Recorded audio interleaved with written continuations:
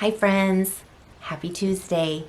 Dori Patrick here, coming at you from my art studio for Talkie Tuesday. And I've got my mug of Java because coffee is life. I know you know that. How have you been? Hey, if you're new here, my name is Dori Patrick. I'm a mixed media artist. Living and working out of my home studio in Cedar Rapids, Iowa, and I try to check in once a week. I missed last week, but I swear I have a good excuse.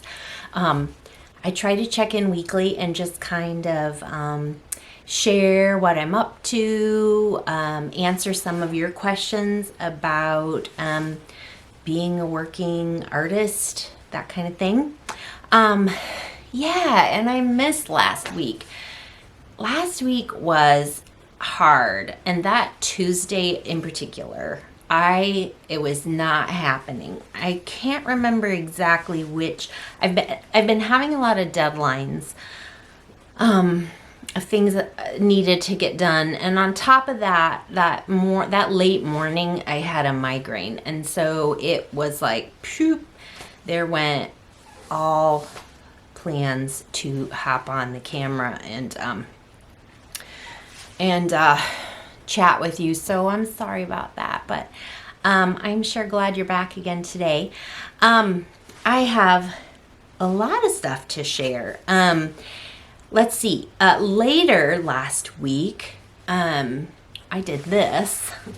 Well, let's see. I don't know a good way to show this, so I'm going to twirl you around. I got a tattoo. And if you couldn't read that, it says, "A person will be called to account on Judgment Day for every permissible thing he might have enjoyed but did not." It's my all-time favorite quote. I have been knowing that I have wanted this for a very, very long time. And for those of you who have tattoos and do tattoos, like, you know, you have to plan, like really plan way ahead. And I think that was just, I found that kind of daunting. I don't know why, but anyway, I hooked up with this guy, Cool Hand Chris, down at Wellington Tat here in Cedar Rapids on First Avenue. And he said, these quotes are fast and easy. I can squeeze you in on Thursday night. And so I did Thursday night. And he was super cool. It was fast, easy. It's something I've always wanted. And it's just this awesome reminder to enjoy. So, yeah. So I did that. Amongst everything else. I kind of felt a little bit guilty about it because I have a lot to do, but it was so worth it. And now it's done and it's pretty much healed up. It's only a little tender in some spots, but it's all good to go. So I'm pretty excited about that. So that was my big fun thing last week. I have been working towards a Red Wing show, which is this weekend, Red Wing, Minnesota Art Festival. I'll be in booth, I think I'm in 111, and this is a new show for me, so I kind of don't know what to expect, but I'm really excited. I love Minnesota. I love going up there. It's so beautiful, especially this time of year when the trees are changing. So I have been working day and night pretty much to just get my inventory back up where I feel good about it. I never feel like I have enough stuff done for a show, but I'm just trying to get what I can done. And also working on my greeting card inventory. My last show and the wholesale orders I filled have pretty much depleted my inventory. So I also last week was working on my rectangular cards and getting those all assembled and ready for the show, and I still have to do the square ones. But you guys, I've run into this debacle with the square cards.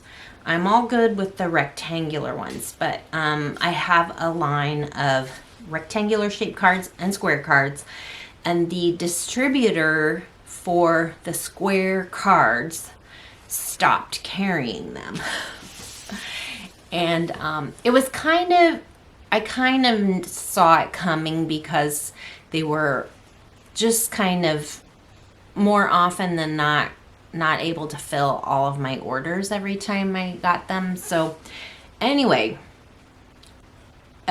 long story short, and this is what like, it seems like such a little thing, but it is a very disruptive thing when you have a supply chain issue. And so that's really what this became. So I was able to fill my wholesale orders. I was able to make some for my last show, but I am all out of the square card that they used to send me. So I hunted down another distributor for the square card, and I didn't realize it until they were in my possession that the envelope is actually a different size. So the card itself is the same size as the square card that I always got. And I assumed the envelope would also be the same, I guess, but no. This manufacturer makes the envelope a bit bigger. So what that means is then all the sleeves I have to put them in when I assemble them and package them don't fit. They don't fit in the sleeves. So I can't even tell you how annoying that was to realize. It's super annoying. So here we are. Then I had to order new sleeves for the new range of cards. And then on top of it, the distributor is sending me little bits from like all over the place, wherever they happen to have them in their shipping facilities. So I'm like getting 5 packs one day from UPS and 3 packs another day in the mail. And it's like really, really annoying. So this might be the straw that breaks the camel's back. Is that the saying? I don't know. This might be the catalyst for actually really researching someone who can just print my cards for me, so that all I have to do is, pop them in the sleeves and not do all the assembly and stuff. The downside, like I said last video, the downside to that is managing all that inventory. So, I don't know. I'm still working on that. But for right now, I've got square cards and sleeves. So I will be able to finish out this year with cards for the holiday season and stuff. Yeah, I know. It's so crazy. You just never know. I mean, you got to be able to shift quickly because things just aren't forever. So, yeah, that was really a debacle. But I'm going to work through it. I'm going to package the cards I have, and then we'll just see what happens after that. If I can find another distributor, great. But I'm also just fine with things having their season, and moving on. So maybe I won't do the square cards anymore someday. We'll see. Wow. Okay. Sorry about that. That was a long-winded explanation. Yesterday I had a lovely day. Well, the weather here has been beautiful. Perfect fall weather. Kind of cool. Just lovely. The sun was shining. And when I'm on deadline to get work done, it bums me out when the weather is beautiful because I really would rather be outside. So what I did was I set up some tables out on the patio, and I hung out there with Callie Mae, who kept trying to eat acorns, which was annoying. And I spent several hours out there and just was cranking music and banging out paintings. I've got a lot of stuff in different stages of completedness. So I'm hoping the rest of this week I'll be able to just put finishing touches on everything so that I can take it to Red Wing. But I thought maybe you'd like to see a little bit of what I'm working on. I'm going to step away for just a sec because I put these behind the camera, of course, because why be prepared and have it handy, right? Okay, so I really am just like using up stuff in my supply closet, grabbing canvases and thinking about what I want to, put on them. So I've done, these are not done. I'm going to draw in some more detail on them, but I'm doing a little series of these mini angels. Oh, is that there? They are, I think these are 6 by 6, and I've got a little series of 4 of them.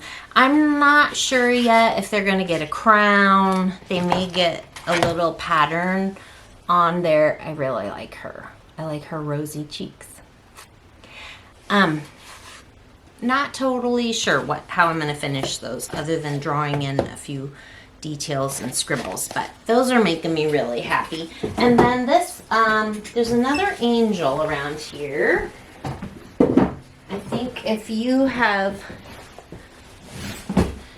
followed me on social media, you've probably seen her. She's got that crazy hair, and there's like some yummy scribbles and collage and stuff. And I really like her and feeling really inspired. So while I was outside yesterday, I sketched out real quick a bigger version, kind of that same body. And I hope to work on her this week too. This hair, I'm gonna sort it out. She will probably get a crown. But this is, I think this is the 18 by 24. And it's a panel, so it's real thin, but it'll get popped into a colorful frame. Yeah, I'm loving her. What else did I do? I also got a set. Sorry, I hope I'm not jiggling you too much. I got a set of little fruit bowl paintings. Well on their way. These are not done yet, but let's see. I hope you can see that okay. I love how the little blueberries came out. And I'm still deciding about the bowl. I'm leaving it for right now just to kind of let it breathe and figure out what I want to do. I did a little bowl of strawberries, and those need some more detail. And actually this one, I thought the strawberries would be my favorite, but I think this one is my favorite. Let's see if I can, maybe I'm too close. There. This one I think is my favorite. And these are panels too, and they're going to go into some frames, which I base coated. They may not stay red, but they're pretty cute in the red frame. But we'll see.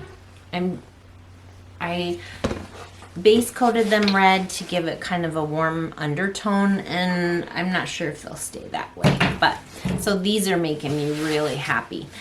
They have I put a layer of clear gesso over the top of these so that I can go in more easily with some colored pencil and crayon to just add a little bit more scritchy scratchies. So that, and I got some abstract. This abstract is almost done, but not quite. It's a lot of green. It started off when hubby came down and looked at it when it was about halfway through. He said, "Oh, pumpkin spice." It is kind of orangey. It does have some orange peeking through, but I knocked it back with some gray tones and some green. So I'm going to come back to this one too and add some scribbles and some detail. Whoops. Now I'm knocking stuff over. Yeah. I don't know. The lighting isn't so great today. I don't know if I like this setup. Anyway, that's what I've been after. I've got a few other things in the works. These little guys, I always, these start off as kind of a square, and I add some color, and these will have quotes and collage on them, but they're not very far yet. But I have high hopes. I have high hopes that I can get it done. You know, you can only get done what you can get done. That's it. And the show comes whether you're ready or not. I found that to be the case. They never say, "Oh, Dori, oh, you're not ready yet? Okay, well, we'll hold off until you're ready." I don't know why they don't do that, but yeah. So it's been busy. I'm really happy, but I'm also a little overwhelmed. So I realized today as I was driving and thinking that I'm gonna really try to get back in the habit of using my daily planner and really work on my to-do lists, right? You know, get them written down, work on a daily checklist so that I think just writing it down is going to help everything just be a little less overwhelming. But I'm really happy with the stuff I get to do, and there's some really fun opportunities coming up for me that I'm excited about. So yeah, so it's all good, but it's also very busy. And that leads me to answering. There are a couple questions I'm going to answer. The first one is someone wrote and asked about whether I have a daily routine. And I do. I do mostly. And I am very fascinated by this subject too. I love talking to other creative people about how they start their day, what their day looks like. Is it the same every day? My days vary a little bit, and that is mostly down to whether it's a gym day or not. So my hubby and I and a couple of friends, we work out together at this local gym. We do weightlifting and other stuff. And we've been doing it for several years now, and it really is, it's really become like this necessary part of my life. It just really helps me feel better. It keeps me strong. I have a few chronic issues with my body that the weightlifting really helps with. So we do that 3 days a week. So we get up really early in the morning. We all meet there at the gym. My hubby is like our coach. He writes our workouts for us, and we do that together. And it's great. It is motivating to know that your friends are going to meet you there and do this tough thing with you. We tend to motivate and encourage each other. And then we come home and we'll have our protein. And my hubby has a pretty set schedule. He works at home too. So he kind of just has to get ready for work when we get home from that. But I have a little more flexibility. And my job is tending to Callie Mae and her many needs. And she's so cute. So I don't mind. So she is used to eating at a certain time, eating her breakfast, and then we usually do a walk in the neighborhood.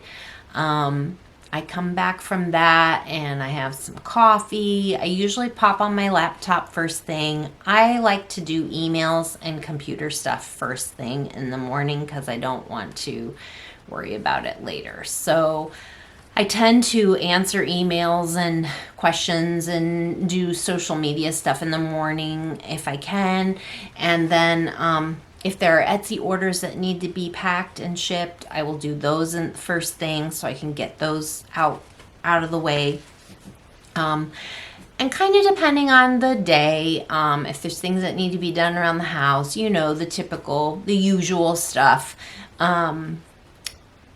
I, clean up the kitchen or whatever, and just take care of a couple things, household things in the morning. And I usually am hitting the studio somewhere around 9 or 10 a.m. Just kind of depends on what's happening that day or that week. But I try to eat my breakfast around 8:30 or 9, and then I get in here and get after it.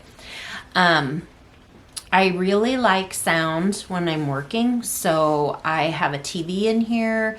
I have my little Google guy so I can play music. I have podcasts I listen to sometimes.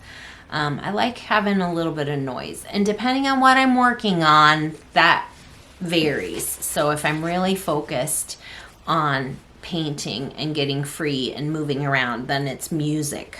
I gotta have music for that. If I'm packaging cards or something, that's a good time for me to like catch a movie or catch an episode of something on Netflix or whatever. So but I am very regimented with my eating. I have times of day that I eat. Hubby and I kind of started that habit a few years ago when we were just attempting to lose some weight and just get healthier. So I am very regimented with my eating, and it's pretty hilarious. Like, if I get off schedule, it ain't pretty. It's just not.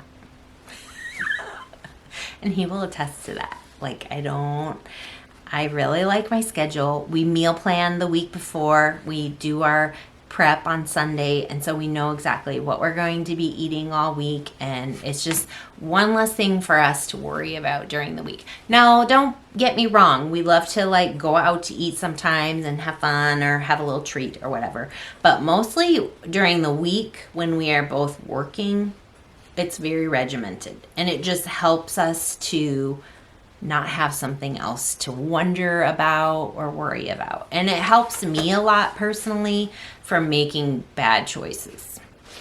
So, or, choices that are bad for me. But I like my treats. So don't write to me and say, you got to have a treat, Dori. I do. Don't you worry about that. Whoops, I'm knocking my paintings over.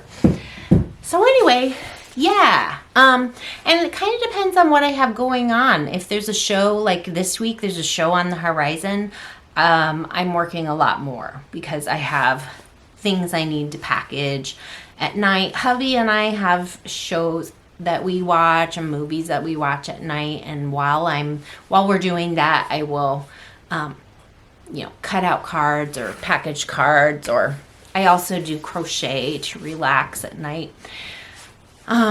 But we go to bed early and we get up early in the morning. And for me, that's the best, most productive routine. Again, if I'm going out with friends or attending some event and it gets to be like 9 o'clock or 10 o'clock at night, I just need to get home and get to bed because we get up so early. But anyway, so that's a little bit about my kind of daily or weekly routine. As far as on the creative side, I don't really have any rituals. I know a lot of people have kind of a ritual about coming into the studio and getting started. I generally have an idea from the night before what I will pick up and get after the next day. So I kind of know. And that applies to many things in my life. At night, I usually am just kind of looking at what needs to get done the next day and set the intention to get those things done. I try to clean up my workspace every evening when I'm done working, because it just helps me not be so overwhelmed or wonder where to start. So all the paints get put away, all the brushes get put back. I leave out something if I'm working on it. But all the goodies, all the tools and the art supplies get put back in their spot, because I need to have them where I can grab them and not be fishing around on the table. Because by the end of a work session on my table, you guys, it is a hot mess. So, and this studio is kind of a hot mess right now leading up to the show. So that, I would say a week leading up to the show is an exception to that rule. I'm, painting like a maniac, and I let the rules slide a little bit. But yeah. I would like to get back into a routine of some kind of a daily practice. I used to give myself challenges where I would pick a theme and do a piece every day for a month. I just don't have time for that right now. Maybe when things slow down later in the winter after the holidays, I'll be able to pick up something like that. And that is a great tool for getting yourself into the zone for other work that you're going to do in your studio. But not happening right now. I just got to stick to the business at hand. But yeah, I hope that answers your question. That's a really good question, and I am very intrigued to hear any tidbits from you guys about routines or rituals that you like to do when you get ready to work. One more thing I wanted to share with you on that topic is a book that hubby, and you've probably heard of this book. It's been around. I don't know how old this book is. But I think hubby surprised me with this for either Christmas or when we were out and about somewhere. But it's called Daily Rituals, and it's by Mason Curry. And I'll share a link to the book in the show notes. I've read this once through, and actually I'm kind of feeling like I want to reread it. But it's Daily Rituals, How Artists Work. And it talks about all kinds of artists. So not just painters or mixed media artists. It talks about choreographers and playwrights and poets. All kinds of creative people and the routines and rituals they establish for themselves to remain productive and not procrastinate, which I know we love to do. So I highly recommend this. I read this probably 2 or 3 years ago. It was really inspiring. So I hope maybe it will do the same for you. I might be mistaken, but I think maybe this also has a journal companion, a book that is a journal that goes with this book, but I might be dreaming, so don't hold me to that. But you could look it up. I'm sure you could find it if you Googled it. But Daily Rituals by Mason Curry. I hope you enjoy that. So one last thing. See, I get away for a week and then I have to yak, and we're going on a half hour already. And I keep kicking this painting. Let me put that down. Okay, so another question I had, I think this was Anna. Hello, Anna, who asked me this question about mounting things in shadow boxes or something if you want to get it up off of the surface and give it a little bit more dimension. And it just so happens that I'm mounted a piece. Well, I'm about to. I haven't glued it yet. So I wanted to show you. So what we're talking about is ways to, so here's a shadow box. Nothing's been done with it yet. Ways to, you create your focal point, but you want it to kind of float Okay, I ran out of battery because I'm talking too much. Okay, so what we were saying is mounting something in a shadow box that allows you to have it float a little. So you kind of get that shadow around the edge of the object. So here is what I like to do. And here's an example of one that I'm actually working on. This is a stitched piece that I actually did quite a while back. I did a whole series of these in different sizes. And this is one that just kind of lingered and kind of hung around. And he's just kind of like the little orphan that didn't get a home. But I loved him so much. I hung on to him and I thought, okay, well, how could I elevate this piece just a little bit more and give it that oomph that he needs to shine? So I have this shadow box, and I didn't paint the center because I'm going to cover that up. But this is just a wooden shadow box. You can get these at the craft store. So what I did to give it just that little bit of float is I cut a piece of foam board in a size slightly smaller than my stitched piece. I don't know if I'm showing this. So it's just going over the edge of the foam board. And then just for good measure, I painted the edges of my foam board to match the background that was in the center. So it was like a charcoal gray. You couldn't really see the foam board once I laid it all down, but just in case, if somebody were to happen to see that at a funky angle, it just gives you that extra. You don't want that white, scrappy foam board blaring at someone. Do you know what I mean?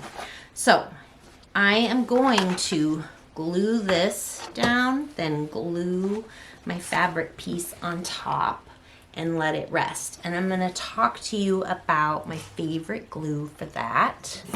And it is E6000. I know you guys have heard of this and probably used it. For anything that you really want to hold for a really long time, especially things like if I were to sell this and ship it, this is the stuff that is just going to hold that baby in. Now, the tricks with E6000. Well, first of all, this stuff is stinky. So if you are highly sensitive to strong odors, etc. I mean, whether you're sensitive or not, I think it's a good idea to use this stuff in ventilation, in a ventilated area. So open your window or do it in the garage or somewhere where you just are not inhaling all these glue fumes. But it is stinky. So that is one downside. The other, I would say, it's kind of a con, but I'm used to it because I've used this for so long now, but it takes a while to set. So it's not going to be this instant stick and you can just hang it up on the wall. Anything I glue with this stuff, I let it sit overnight to really firm up. And the other thing is, because of that, you want to be sure that whatever you're gluing is on a level surface. I have made the mistake of thinking I had it on a level surface, and maybe it was just a little cockeyed like that. And then by morning, like everything has slid and stuck where I didn't want it. So double and triple check that whatever you're laying down to glue is lying flat so that you don't have all that squirrely moving around. And then just leave it. Leave it for a whole 24 hours before you hang it, move it around or whatever. So, that's my favorite. There are all kinds of other glues out there. This is just my favorite for something like this when I want the assurance that it will just stay put. This is the one I use. There are tacky glues, all kinds of other things you can play with too. I have found this one to be the best for the weight. Okay. And then other thoughts I wanted to share with you real quick before I go. Things for mounting other items in a shadow box. I have a collection of all kinds of little odd, I'm trying to, well, maybe that won't focus. Little cubes. I keep little spools on hand, all different sizes. This is just a little baby one. This is an old Tinker toy. Even these little tiny discs are super handy. So you can get even more drama with your item in the shadow box. It will pull it forward even more, depending on the height. So if you really want something to really stand out, you can glue the spool on there, let it dry, then glue the item onto. Well, and if it's long, you would do like a couple to really support the item that's floating in the box. But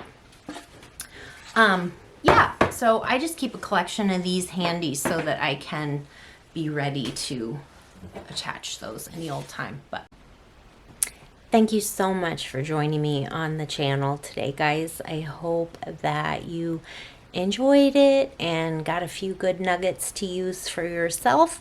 I love questions, so feel free to send me questions. I'll try my best to answer a couple every week if we can. But I'm wishing you a beautiful day and lots of creative adventures.